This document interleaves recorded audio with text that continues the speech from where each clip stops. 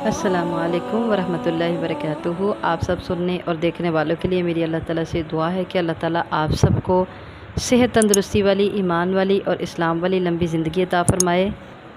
तो अल्हम्दुलिल्लाह सुम्मा अल्हम्दुलिल्लाह हमारा एक सिलसिला चल रहा था, सिलसिला रमज़ान। उसमें आज इंशाअल्लाहुल अज़ीज़ मैं बात करूँगी कि 3 ऐसी चीज़ें हैं, 3 ऐसे काम हैं जिनको कर लें तो अल्लाह ताला गुनाह को बख्श देंगे, अल्लाह ताला इंसान की बख्शिश कर देंगे। और वो 3 काम होना ज़रूरी है। उसके लिए 2 हदीस के हवाले होंगे, दोनों एक दूसरे से मिलती जुलती अहादीस हैं, बहुत प्यारी हदीस हैं।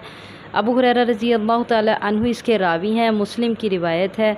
एक हदीस के अल्फाज हैं, क़ाल क़ाल रसूलुल्लाह सल्लल्लाहु अलैहि वसल्लम युफ्तहु अब्वाबुल जन्नह। नबी करीम सल्लल्लाहु अलैहि वसल्लम ने इरशाद फरमाया, जन्नत के दरवाज़े खोले जाते हैं यौमल इस्नैनी व यौमल खमीसी, जुमे के दिन और जुमेरात के दिन, जुमेरात के दिन और जुमे के दिन जन्नत के दरवाज़े खोल दिए जाते हैं और हर उस बंदे को बख्श दिया जाता है। किस बंदे को? जिसके ये अमल होंगे।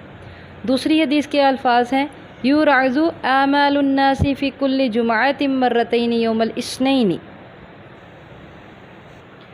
जुमेरात और सोमवार के दिन युरज़ु आमालुन्नासी, लोगों के आमाल अल्लाह ताला के सामने पेश किए जाते हैं।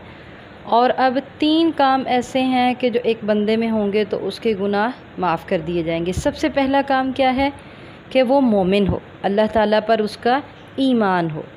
और दूसरा काम क्या है कि ला युशरिकु बिल्लाहि शैया, अल्लाह ताला के साथ वो कुछ शरीक ना करता हो। ये दोनों हदीस का हवाला है। ला युशरिकु बिल्लाहि शैया, अल्लाह के साथ वो कुछ भी शिरक ना करता हो, मोमिन हो और अल्लाह के साथ शिरक ना करता हो। और तीसरा जो सबसे ज़रूरी काम, जो जिसकी आजकल हमें बहुत ज़्यादा ज़रूरत है, चूँकि रमज़ान है, हम अल्लाह ताला से अपने गुनाहों की माफ़ी तलब कर रहे हैं और अपने गुनाहों से तौबा कर रहे हैं, और हम चाहते हैं कि अल्लाह ताला हमारी गर्दनों को जहन्नुम की आग से आज़ाद कर दे। उसके लिए हम दुआ करते हैं, अल्लाहुम्मा आतिक इक़ाबना अनिन्नार, अल्लाहुम्मा आतिक इक़ाबना मिनन्नार, कि ए अल्लाह हमारी गर्दनों को जहन्नुम की आग से आज़ाद कर दे। तो हम अल्लाह से जहाँ दुआएं कर रहे हैं तो वहाँ ये अमल करना ज़रूरी है। वो अमल क्या है?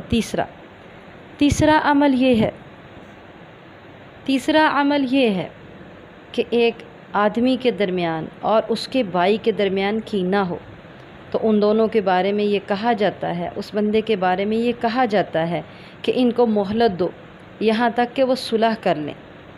उनके आमाल की बख्शिश में ये अमल रुकावट बन जाता है कि वो उन दोनों के दरमियान, भाइयों के दरमियान या 2 बहनों के दरमियान कीना है, उनके दरमियान झगड़ा है, तो उनके लिए कहा जाता है कि इनको मोहलत दो। उनकी बख्शिश तब होगी जब उनका झगड़ा ख़त्म हो जाएगा। और दूसरी हदीस के अल्फाज हैं कि उन दोनों को छोड़ दिया जाता है और कहा जाता है कि इनको छोड़ दो यहाँ तक कि ये आपस में दुश्मनी से बाज आ जाए। जब तक आपस में सुलह ना करेंगे, आपस की दुश्मनी को दूर नहीं करेंगे, तब तक बख्शिश नहीं की जाएगी। ये हदीस के अल्फाज हैं। तो रमज़ान में जहाँ हम अल्लाह ताला से बख्शिश तलब कर रहे हैं और ऐसे आमाल कर रहे हैं कि अल्लाह उनको पसंद करे, हमारा रब हमसे राज़ी हो जाए, तो अपने नाराज़ होने वाले बहन भाइयों को भी मना लें।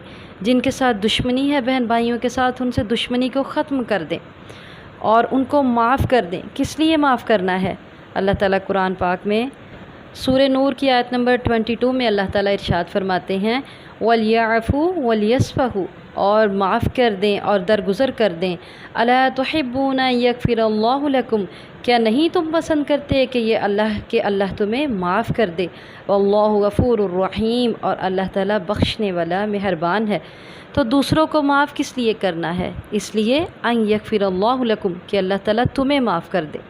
और दूसरी हदीस के जो मैंने आपको हवाले दिए उसके मुताबिक अल्लाह ताला तब माफ़ करते हैं जब 2 मुसलमान भाइयों की या 2 मुसलमान बहनों की आपस की दुश्मनी ख़त्म हो जाती है।